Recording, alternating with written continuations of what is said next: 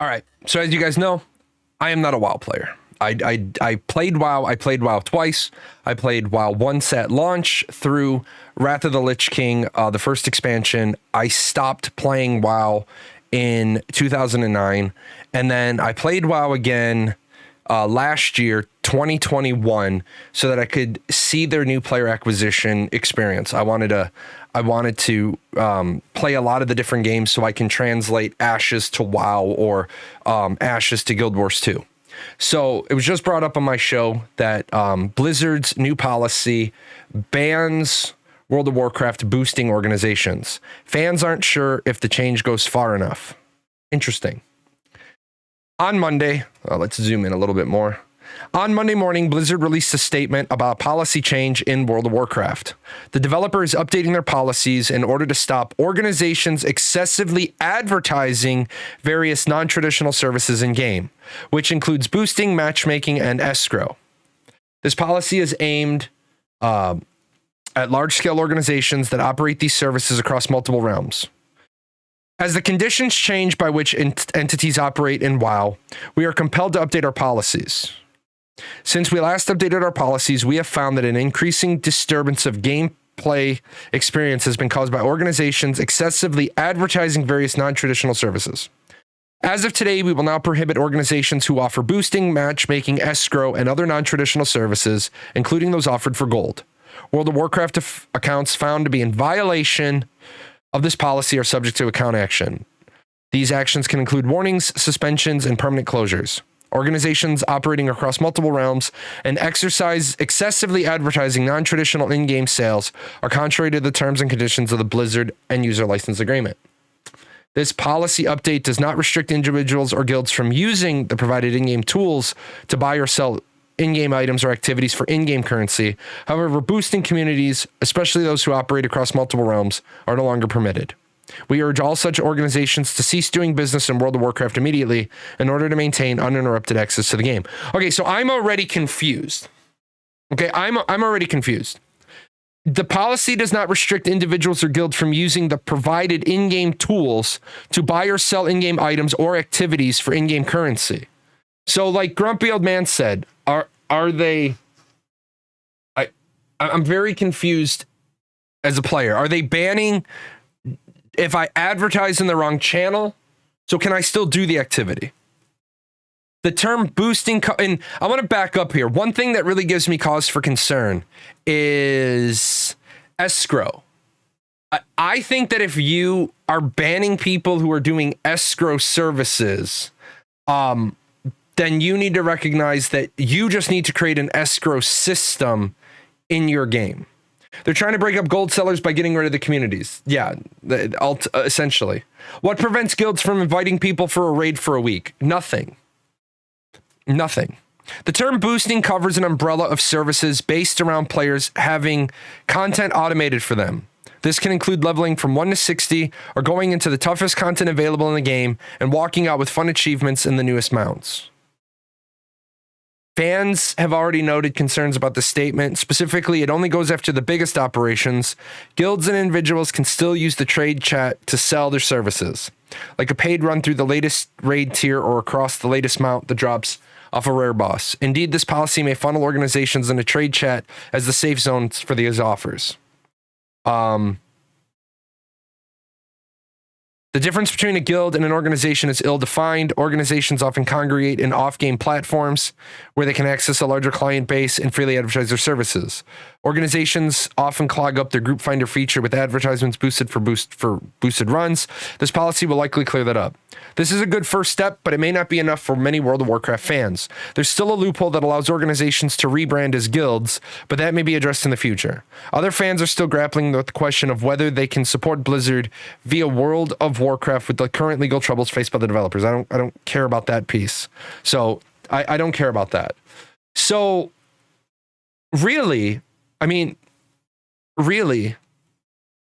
talking about you're trying to police my in-game activities by policing my out-of-game affiliations. I don't see a problem with this because I have this problem in Final Fantasy XIV. The first several group finders are all like boosting services. I definitely see a problem if you have 100% see a problem if you're doing this for out-of-game currency. If boosting matchmaking escrow, escrow, I'm just going to take right off the list. I don't see a problem with escrow. Escrow is basically you want to make sure that you get the gold for an item that you're selling. So a third party person holds it. Very specifically, I was a escrow person in Arcade before they had real estate plots. You were going to buy a spot for 10,000 gold. You hand me the buyer gives me the 10,000 gold. The seller destroys the property. The buyer gets the property. I give the seller the 10,000 gold. It stopped people from running off and not destroying the property. But this is confusing because it says the policy does not restrict individuals or guild from using the in-game tools to buy or sell in-game items or activity for the in-game currency. So I'm not sure what the complaint is. I'm not sure what the effectiveness is here.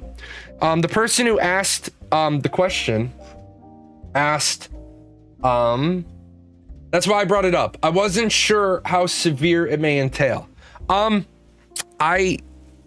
think that it's the right decision. I think it's the right direction. You don't want people doing out of real world money transactions. Do I think mods can ban bots in MMORPG like Asmongold suggests? Mods? No, absolutely not. Moderators should not have any authority. Moderators should not have any authority in a game. Game masters, employees of the company should absolutely have that. If you want to have people, like I remember back in the 90s, I was a host for AOL. I was host local Nexus in the Chicago area. What that entailed was I had to host 2 hours a week of moderated like games, trivia, all that. And then I got my AOL account for free.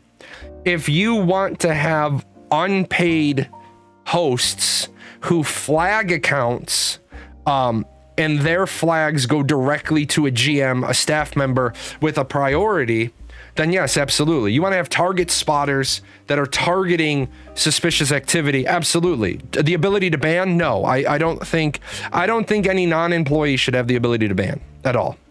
The change is assumed specifically at RMT companies that are hiding behind the concept of a private gaming organization in order to front their companies. Yes, absolutely.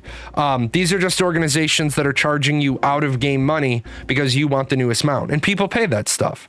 So do I think their policy is good? Yes, I think their policy is good. I think if you have an in-game trade chat, you should absolutely be restricted to advertising in the in-game chat. It should only be for in-game money. But I think this is a good indicator for Blizzard that if people are doing escrow, then absolutely they should create an escrow system. And then for matchmaking, for leveling up in PvP, I think that shouldn't be allowed at all because that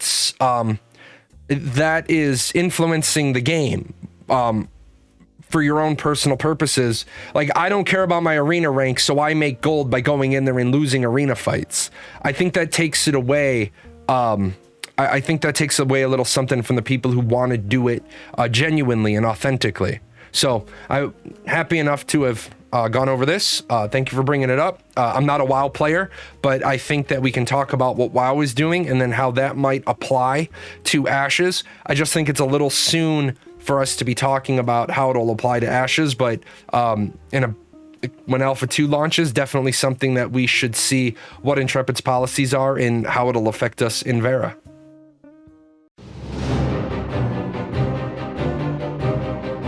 I say, Sprocket, we've reached the end of another video. Time to thank the sponsors. Yes, that will do, that will do. Shall we pop off for a spot of tea?